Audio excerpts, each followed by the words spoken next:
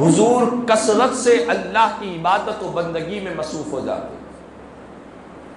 یوں تو سارا مہینہ رمضان کا پیارے آقا کا عبادتوں میں گزرتا، لیکن رمضان کا جب آخری عشرہ ہوتا، احادیث کریمہ میں صحابہ کرام بیان کرتے ہیں کہ حضور رمضان کے آخری عشرے میں اتنی کثرت سے عبادت کرتے، اتنی کثرت سے اہتمام کیا کرتے، مجاہدات کیا کرتے کہ فرمایا اس سے بڑھ کر کسی اور موقع پر حضور کا یہ عمل مبارک ظاہر نہ ہوتا جتنا رمضان کے آخری عشرے میں ہوا کرتا. یعنی امت کی تعلیم کے لیے، امت کو بتلانے کے لیے کہ اے میرے امتیوں، یہ ماہ رمضان کا آخری عشرہ یہ بڑی خصوصیت والا، بڑی اہمیت والا، بڑی فضیلتوں والا یہ عشرہ ہے، چونکہ اسی عشرے سے رمضان ہم سے رخصت ہو رہا ہے، اسی عشرے سے رمضان ہم سے جدا ہو رہا ہے. اور ایک حدیث پاک میں رسول رحمت صلی اللہ تعالی علیہ وسلم کے صحابہ کرام فرماتے ہیں کہ رمضان المبارک کا آخری عشرے کی اہمیت کو اس بات سے بھی اندازہ لگائے کہ اسی آخری عشرے میں اللہ نے شب قدر کو رکھا ہے. شب قدر بھی اسی آخری عشرے میں موجود ہے جس کو تلاش کرنے کے لیے ہمیں حکم دیا گیا ہے کہ رمضان کی طاق راتوں میں شب قدر کو تلاش کیا جائے. اس عشرے کی اہمیت اس بات سے بھی لگائی جا سکتی ہے کہ اسی آخری عشرے میں اعتکاف کی خصوصی سنت بھی اسی آخری عشرے میں رکھی گئی ہے، یہ بتلانے کے لیے کہ دیکھو رمضان کا آخری عشرہ یہ اتنی خصوصیت والا ہے، اتنی برکتوں والا عشرہ ہے کہ اس آخری عشرے میں بندے کو چاہیے کہ وہ شب قدر تلاش کرے، اعتکاف کیا کرے، اللہ کو راضی کرنے کے لیے دوسرے دنوں سے بڑھ کر اس آخری عشرے میں اللہ کی عبادت و بندگی میں منہمک ہو جائے. یہ تو رسول پاک علیہ السلام کا عمل مبارک میں نے آپ کو بتلایا ہے. لیکن آج بڑے افسوس کے ساتھ، بڑی شرم کے ساتھ، بڑے غم کے ساتھ یہ بات ہم نے اپنی آنکھوں سے دیکھ رہے ہیں. ہم نے اس آخری عشرے کو شاپنگ کا عشرہ بنا دیا ہے. اس آخری عشرے کو ہم نے خریداری کا عشرہ بنا دیا ہے. اس آخری عشرے کو ہم نے سڑکوں پر، بازاروں پر گھومنے پھرنے کا عشرہ بنا دیا ہے. رمضان کا آخری عشرہ ہے. ہماری مسلم قوم کی اکثریت، بڑی تعداد رمضان کے آخری عشرے میں قاب غفلت کا شکار ہے. ہماری مسلم قوم کی بڑی اکثریت رمضان کی آخری اس دہے میں صرف اور صرف خریداری میں مصروف ہے. بازاروں میں دیکھے، سڑکوں پر دیکھے، دکانوں پر دیکھے، جہاں پر آپ جائیں گے مرد و عورتوں کی کثیر تعداد خریداری میں، شاپنگ میں، عید کی خریداری میں مصروف نظر آ رہی ہے. میں منع نہیں کر رہا ہوں عید کی خریداری کے لیے، مگر کیا ہم کو اس بات کا احساس ہے کہ رمضان کا مہینہ ہم سے جدا ہو رہا ہے؟ کیا ہمارے سینوں میں، ہمارے دلوں میں دھڑکنے والا جو دل ہے اس کے اندر یہ ندامت، یہ شرمندگی ہے کہ ہم نے رمضان کو کیسے گزارنا تھا، ہم نے کیسے گزار دیا ہے؟ کیا ہمارے سینوں میں یہ تکلیف ہے کہ رمضان کی یہ ساعتیں، رمضان کے یہ روزے، رمضان کی یہ تراویح یہ ہم سے رخصت ہو رہی ہے؟ اس بات کا احساس کیا ہمارے سینوں میں ہے؟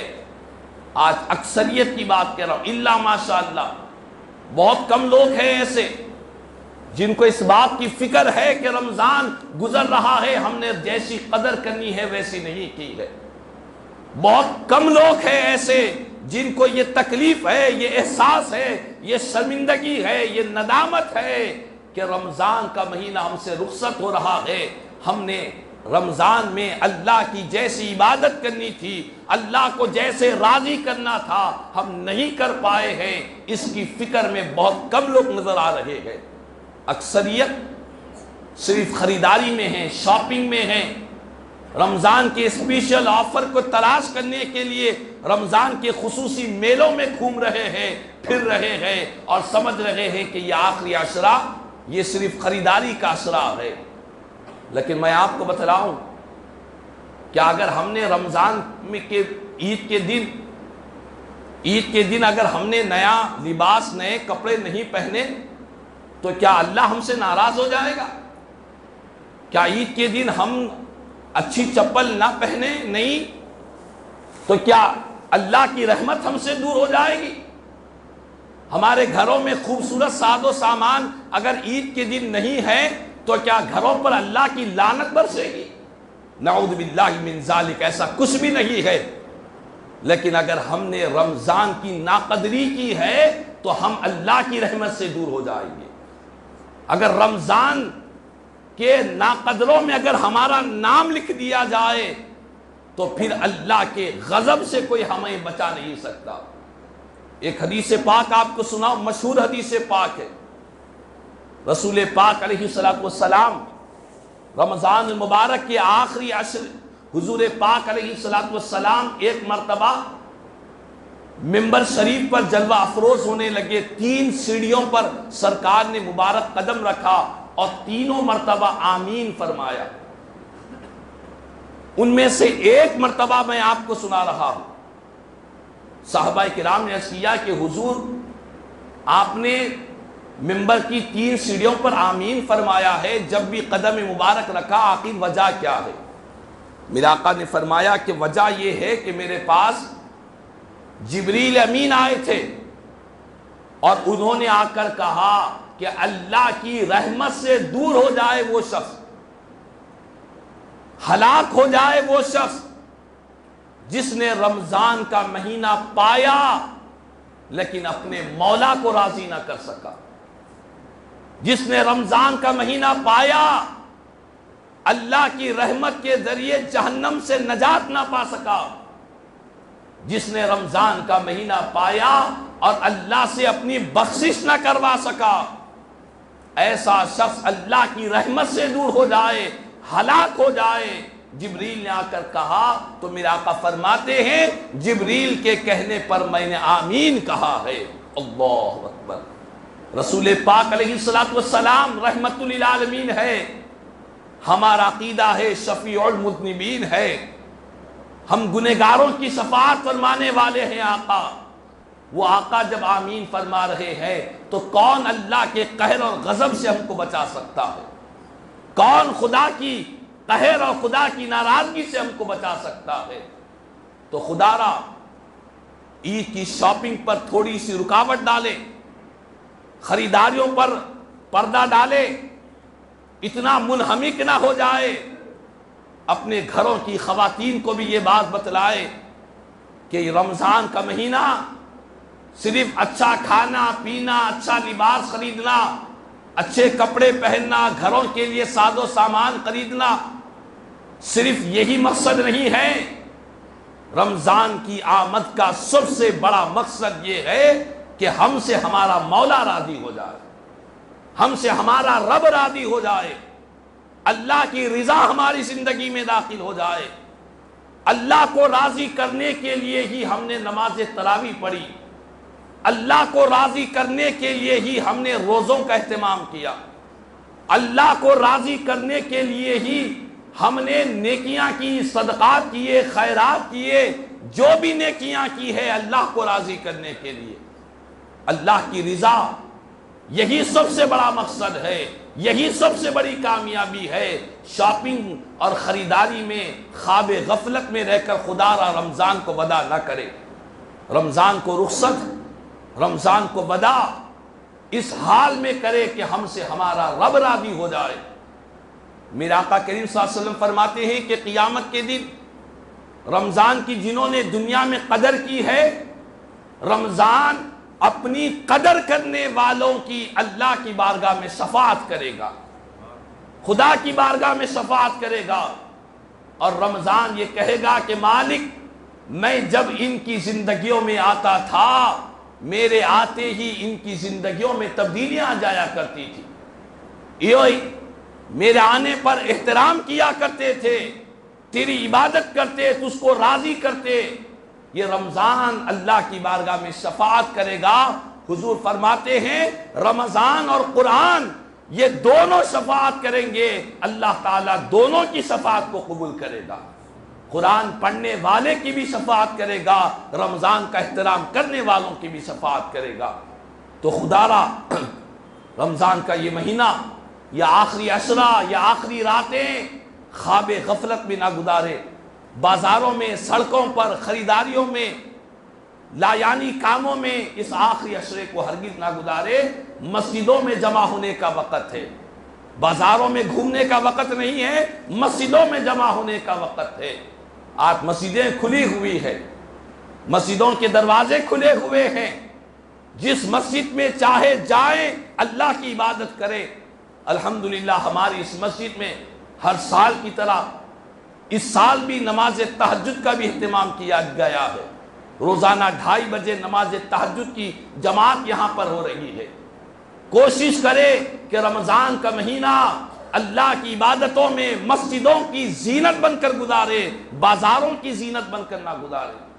میرے آقا فرماتے ہیں کہ اللہ کے پاس سب سے زیادہ زمین پر پسندیدہ اگر کوئی مقامات ہے تو وہ مسجدیں ہیں۔ اللہ کو سب سے زیادہ محبوب جگہ، سب سے زیادہ پیاری جگہ اللہ کے پاس اگر کوئی مقام ہے تو وہ اللہ کے گھر مساجد اللہ کو زیادہ پسند ہے۔ اور خدا کو سب سے زیادہ ناپسند اگر کوئی جگہ ہے تو وہ بازاریں ہیں، جہاں پر جھوٹ، مکر، فریب، دھوکہ دہی دی جاتی ہے۔ بازاریں اللہ کے پاس سب سے زیادہ ناپسندیدہ جگہ ہے۔ لیکن آج ہم نے بازاروں کا رخ کیا ہوا ہے، مسجدوں کو بھول چکے ہیں۔ عام نمازوں میں بھی ہم دیکھ رہے ہیں کہ نمازیوں کی تعداد گھٹتے گھٹتے کم ہوتی چلی جا رہی ہے۔ فرض نمازوں میں بھی غفلت ہے، نفل عبادتوں میں بھی غفلت ہے، تراویح میں بھی غفلت ہے۔ نیکیوں میں آج ہم غفلت کا شکار ہو کر رمضان ہم سے جدا ہو رہا ہے۔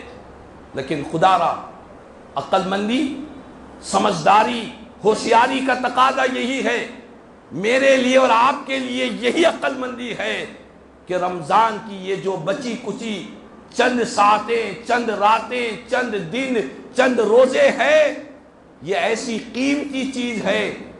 اگر آج ہم نے اپنے گھر کے لیے کچھ نہیں خریدا ہے، رمضان گزرنے کے بعد خرید سکتے ہیں۔